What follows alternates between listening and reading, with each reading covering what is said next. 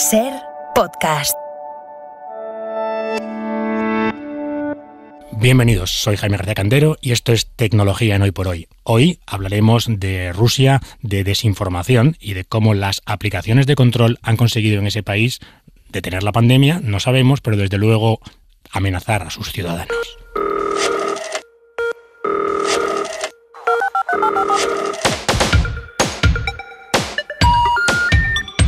The number you have reached has been disconnected. A 100 kilómetros de la capital rusa, en la enfermería de la prisión IK2, está encerrado Alexei Navalny. Este hombre, que es el principal opositor de Vladimir Putin, sufrió un envenenamiento con Novichok, el veneno preferido de los servicios secretos de su país. Estuvo grave, fue trasladado a un hospital de Berlín. Allí se curó, pero en cuanto se encontró mejor, volvió a Rusia, donde sabía que sería encarcelado. Y claro, nos hemos preguntado, ¿estamos ante un héroe de nuestro tiempo? El caso es que no es fácil saberlo, porque todo lo que envuelve a Rusia siempre está marcado por la desinformación y por la propaganda. Y hablar de desinformación en el siglo XXI es evidentemente hablar de tecnología. Así que ya está sentado aquí a mi lado Jaime García Cantero. ¿Qué tal? Muy buenos días. Muy buenos días, Ángels. Que Alexei Navalny es un enemigo de Putin, bueno, esto es evidente, pero ¿podemos saber si eso le hace bueno o malo? ¿Cómo podemos saber la verdad? Sabes que dicen siempre ¿quién es Navalny? Ni los buenos son tan buenos, ni los malos son tan malos. Pero es imposible quitarle a Navalny este halo del último bloguero, ¿no? Sí. De principios de siglo, hasta el 2010, todos estos blogueros opositores, en la primavera árabe, en Cuba, luego también muy controvertidos en sus países, pero figuras muy relevantes y estos héroes de Internet o héroes Claro, de la cara al exterior comunicación. son héroes siempre. Siempre lo han sido. Pero es verdad que Navalny tiene posiciones muy nacionalistas, ligeramente xenófobas, pero como bien decías tú, esto es Navalny, es lo que nos cuentan de Navalny, porque qué poco sabemos de Navalny, pero qué poco sabemos de lo que ocurre en Rusia en general. Claro, y esa es la demostración de que a más información constante a todas horas, en todos los formatos, desde cualquier lugar del mundo, no significa que tengamos la mejor información. No, para nada. Yo creo que la visión de nuestros, iba a decir de nuestros padres, pero más de nuestros abuelos, era que cuanto más información tenías, más cerca estabas de la verdad. Hoy estamos justo en el polo opuesto, ¿no? Cuantas más fuentes recibes, más lejos estás de tener certezas. Y los rusos, pues son los grandes patriarcas de la desinformación. De hecho, el concepto viene de ellos, es Stalin, el que en los años 20 crea el primer centro de desinformación como parte de los servicios secretos. No, de todas formas, o sea, es un trabajo arduo, porque en un momento en el que estamos, en el que la sociedad yo creo que es más transparente que nunca, que la información corre, tú quieres ocultar algo, pero da igual, porque las redes sociales ya lo han dicho. Claro, o sea, ser incapaz de penetrar en lo que pasa en Rusia, o sea, tienen que ser auténticos maestros. Sí, bueno, llevan años haciéndolo, como decíamos, llevan muchos años haciéndolo, y lo que ha ido cambiando es la tecnología con la que lo hacen, ¿no? Yo creo que a todos nos vienen estas películas de espías, ¿no? Este espionaje de medidas activas que decía la KGB, en el que no se trata tanto solamente de escuchar al enemigo o de ver lo que hace el enemigo, sino de intervenir en su política. Antes, pues apoyando grupos rebeldes, la oposición, subversión y todo este tipo de cosas, y hoy con esta infoxicación que decimos hoy, que como bien dices tú, no se trata tanto de bloquear la información, sino de generar tanta información que genere confusión, que genere al final dudas. no sabes de qué estás hablando. Y queremos viajar contigo a uno de los focos de la desinformación mundial. Sabemos que Rusia ha jugado un papel en las campañas electorales de Estados Unidos, en el triunfo del Brexit, incluso en el auge de la extrema derecha en España y en otros países europeos. Pero ¿a qué obedece esta estrategia de la que estamos hablando de intoxicación permanente? ¿Y por qué destina Rusia tantos recursos a envenenar no solo a los opositores, sino también a los flujos de información? Mira Milosevic es investigadora principal en el Real Instituto Elcano, especialista en Rusia, Europa del Este y los Balcanes. Mira, muy buenos días. Hola, muy buenos días. ¿Qué tal? Para empezar por el origen de la conversación que manteníamos con Jaime, con la desinformación que hay dentro y sobre Rusia, ¿cómo se puede hacer uno una idea cabal de quién es Navalny y qué representa políticamente? Bueno, hay una infodemia de muchas cosas, incluido Navalny. Hay mucha información, pero hay poco conocimiento. Navalny sabemos que es una figura opositora, que es un hombre famoso blogger, que tiene 6 millones de seguidores en YouTube para sus vídeos, pero en comparación este número, teniendo en cuenta que hay 147 millones de rusos, tampoco es tan alto. Habéis mencionado que es conocido por sus posturas nacionalistas, a veces también xenófobas, pero lo que podemos decir, y también esto subrayabais, que es héroe de nuestro tiempo, pero sobre todo es un hombre con comportamiento heroico. Lo de héroe creo que también, pero desde luego su comportamiento es heroico. Es líder del Partido de Futuro de Rusia, es conocido, digamos, más en círculos políticos por su propuesta sobre llamado Smart Vote, el voto inteligente que propuso en las elecciones autonómicas en Siberia el año pasado, donde proponía que se vote cualquier candidato exceptuando los candidatos de Rusia Unida, del partido de Vladimir Putin. De él sabemos también que la aprobación de Navalny, a pesar de que hay una indignación por su envenenamiento, pero eso no quiere decir que hay una aprobación política de él, ronda a 20%. Claro, es que eso me parecía importante, porque una cosa es la visión que tengamos nosotros desde fuera y otra cosa es cómo se le valora, cómo se le percibe desde dentro de Rusia. Desde dentro de Rusia, hay indignación por su envenenamiento, pero políticamente no es una figura muy popular. Y de hecho, para mí lo más chocante quizás es que 30% de los rusos en diciembre del año pasado, hace 4 meses, 30% de los rusos decía que el Navalny se había envenenado a sí mismo para provocar una publicidad, y 19% de los rusos cree que es una obra de los servicios de inteligencia extranjeros. Estos suma 49%. Quiero decir, y estos son datos de Levada Center, de único centro de opinión pública independiente, escritos y transmitidos por Carnegie Moscow Center. Quiero decir, por un think tank muy serio y por un centro de opinión pública solvente. Porque mira, en Rusia... ¿Cómo puede hacerse una idea de la verdad verdadera, más allá de la información que sale del Kremlin? ¿Cómo se informa la gente?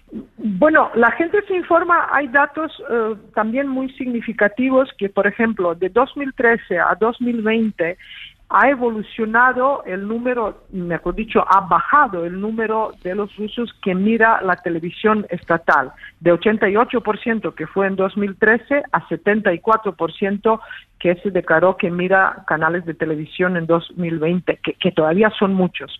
Pero también ha subido el número de gente que usa redes sociales, que en este caso son verdadera alternativa, o mejor dicho, la única alternativa que por ahora hay a las televisiones rusas. Y en 2019, 46% de los rusos usaba redes sociales, y en 2020 51%, que son todavía niveles bajos, pero digo que son, es una información alternativa. Existe TikTok, existe Telegram, existe Insider, que es una conocida plataforma que tiene la página web y que tiene muy buenos rastreadores, digamos.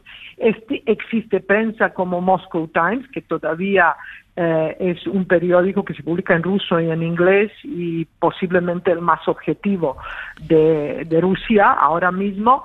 Pero, por supuesto, existe Russia Today, Sputnik y numerosísimas televisiones estatales. Y hablábamos antes de la participación, de lo que ha tenido que ver Rusia, pues en el Brexit, decíamos, en las elecciones en Estados Unidos. ¿En qué consiste la estrategia rusa de desinformación? ¿Cuál es su objetivo principal? Primero hay que decir que desinformación no es pura fake, no es mentira. Desinformación es usar verdades o medias verdades y enfocarles de manera para confundir al blanco, al confundir al público que es elegido, digamos. Objetivo principal es desacreditar y socavar el sistema político de la democracia occidental. Hay diferentes objetivos. En el espacio postsoviético es, por supuesto, socavar la soberanía de los países exrepúblicas soviéticas. En Occidente es socavar sistema democrático, crear confusión y sobre todo crear desconfianza de los ciudadanos, en este caso europeos o británicos o americanos, en su propio sistema político. Y, por supuesto, en todo ello hay un mensaje para público doméstico, que es: mira lo que está ocurriendo en Occidente, y ellos se atreven a darnos lecciones de democracia, ¿no? Hablando en un lenguaje llano. Entonces es sobre todo desacreditar, y es, como habéis subrayado, una práctica muy antigua, pero sobre todo se trata de un instrumento de operaciones especiales de la influencia política. ¿Y cuál es el grado del control tecnológico que el Estado ejerce sobre la gente, sobre los ciudadanos en Moscú? Bueno, yo creo que es enorme. Yo no tengo datos ni criterios que pueden medir esto exactamente, pero las noticias son de que cada vez más Kremlin usa las técnicas chinas de reconocimiento facial y de seguimiento. Durante la pandemia se han usado durísimos controles tecnológicos sobre las cuarentenas y el seguimiento de personas que han sido contagiadas. Y en cualquier caso, tecnología, como en todos regímenes dictatoriales, autocráticos, el otro es China, sirve más para controlar a la población que a facilitarle la vida, ¿no? Es el uso de tecnología no para fomentar democracia, sino todo lo contrario. ¿Y qué dirías, que la población se siente más segura o más controlada? La población allí hay un sentimiento muy ambiguo, se siente controlada, pero por otro lado, con una gran tradición de gobiernos de miedo, de gobiernos que producen control y miedo, a veces esta gente dice, yo prefiero que me controlan y así puedo demostrar que no he hecho nada malo, no me pueden acusar falsamente. Es que es paradójico, se sienten controlados, no les gusta, pero también, por otro lado, se consuelan quizás diciendo, puedo demostrar que no he hecho nada, que no me pueden acusar falsamente. Y una última cuestión, porque hablábamos del objetivo principal de esta desinformación o estas noticias que no son del todo reales de Rusia. ¿Y cuál era la estrategia? ¿La vacuna rusa, es parte de esta estrategia de influencia del Estado ruso en el mundo? La vacuna rusa es, después de ajedrez, deporte y Sputnik de 1957, el mayor logro, por eso se llama Sputnik 5, el mayor logro del poder blando, de soft power del Estado ruso. Y lo que hay que reconocer, que Rusia ha demostrado primero que ha estado en la carrera de las vacunas junto con los países occidentales y que ha creado su propia vacuna a tiempo. Otra cuestión es que 62% de los rusos no confía en esta vacuna y el ritmo de vacunación en Rusia es muy lento. Por lo tanto, sin embargo, vacuna ha sido reconocida por The Lancet, la solvente revista científica. Por lo tanto, es un éxito de poder blando ruso y sobre todo es el éxito de la propaganda rusa en este caso, porque es la única vacuna que tiene su propia cuenta en Twitter. Es cierto, sí. Y además los propios fabricantes de la vacuna se ponen en contacto aquí con las comunidades autónomas. Una última cosa, decías, la desconfianza de la sociedad, de los ciudadanos, de los rusos en la vacuna. ¿Desconfianza en la vacuna o desconfianza en el Estado en general? Bueno, allí hay la aprobación de Putin todavía es de 64%. En un referéndum que duró 3 semanas, eso es cierto, durante la pandemia se ha votado cambio de constitución para prolongar... Sí, hasta el 36, ¿no? Hasta 36, efectivamente. Entonces debe haber algún sentimiento de estar contentos también, ¿no? Pero lo que sí que se nota que las generaciones más jóvenes cada vez más desconfían del gobierno de Putin. Por lo tanto, yo creo que se trata de desconfianza en la vacuna, pero el Estado ruso sigue siendo simbolizado por el poder del Kremlin y por el poder personal de Vladimir Putin. Mira, Milosevic, muchísimas gracias. Gracias a vosotros.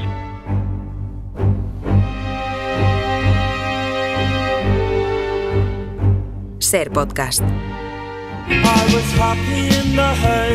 Unos minutitos más con Jaime García Cantero con la sección de tecnología, porque estábamos hablando de, bueno, a partir del caso Navalny, ¿no? Que nos preguntábamos, ¿es bueno? ¿Es menos bueno? ¿Quién es Navalny realmente, con esa gran saturación de información que tenemos, pero que no lo tenemos claro? Hablábamos de la desinformación rusa y le preguntaba yo a la experta del Cano, bueno, pues sobre el control tecnológico sobre la sociedad, ¿no? Sobre los que viven ahí. Y ella me decía, pues sí, que había un alto nivel de control. Y claro, le hemos pedido a María Sauquillo, que es la corresponsal en Moscú del diario El País, que nos mandara un audio, una nota de voz explicando hasta qué punto Moscú es una ciudad tecnificada y cómo eso les ha servido, o ellos dicen que les ha servido, para la lucha contra el coronavirus. Moscú es una de las ciudades más digitalizadas del mundo. Los pagos y muchos temas burocráticos se hacen de manera casi total ya por Internet, y la capital rusa está sembrada de cámaras con un potentísimo sistema de reconocimiento facial. Al principio de la pandemia, la administración de Moscú lanzó una aplicación para hacer seguimiento de las personas contagiadas con coronavirus. Una aplicación que se llama Social Monitoring, que por lo general se tienen que descargar automáticamente todas las personas que han dado positivo en los test de COVID. Las autoridades avisan de que Social Monitoring debe estar siempre abierta, reproduciéndose en segundo plano, y avisan de que detecta a través de la geolocalización si esa persona ha salido de su casa y ha quebrantado los 15 días de autoaislamiento establecidos. Además, la app te pide unas 5 veces al día, a veces más, al usuario que se haga pues una foto selfie con la cámara de la propia aplicación y la envíe, y si no lo hace se arriesga a una multa o incluso a que se le ingrese en un centro sanitario. La aplicación ya recibió al principio muchísimas quejas por multas indebidas a personas que, bueno, pues que no habían salido de su casa, y también todavía ahora muchas preguntas sobre qué pasa con todas esas imágenes que recibe. Y hay algunas personas, sobre todo asintomáticas o con síntomas leves, que no se hacen el test de coronavirus, pues para no tener que pasar por todo este sistema de observación. Claro, pero aquí, Jaime, muchas veces, porque también lo hablamos en China, cuando el control de la pandemia en China, ¿no? Decíamos, bueno, pues si se puede controlar a través de una app, pues controlémoslo a través de una app. Quien más se ha tecnificado, teóricamente, porque de Rusia sabemos poco, bueno, y de China también, quien más se ha tecnificado, más fácil ha tenido para controlar la pandemia. Sí, bueno, esto es lo que explica Xavi Ferràs de SADE, ¿no? La respuesta tecnológica al coronavirus ha sido 3Ds, ¿no? La disciplina en Asia, incluyendo Rusia, el darwinismo en Estados Unidos, el más fuerte sobrevive y sálvese quien pueda, y la descoordinación europea, ¿no? en la que vivimos y en la que, bueno, pues vemos sus consecuencias. Pero, y lo volvemos a reflejar aquí, esta vía totalitaria y de control tiene sus defensores, y parece que en la lucha contra el coronavirus han conseguido cosas, pero ¿cuántos de nosotros estaríamos dispuestos a tener una cámara enfrente de nuestra casa? Y además, ¿quién garantiza que cuando pase la pandemia alguien apaga la cámara? Claro, es que contaba María, tienes que hacerte un selfie 5 veces al día. Y si no te llevan un centro de salud, que esperemos que no sea el de Navalny, porque los centros de salud allí dan un poco de miedo. Jaime García Cantero, muchísimas gracias. Gracias, Andrés. Hasta la semana que viene.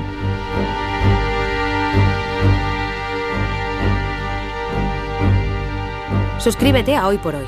Todos los episodios y contenidos adicionales en la app de Cadena SER y en nuestros canales de Apple Podcast, Spotify, iVoox, Google Podcast y YouTube. Escúchanos en directo en la SER de lunes a viernes a las 6 de la mañana. Cadena SER. La radio.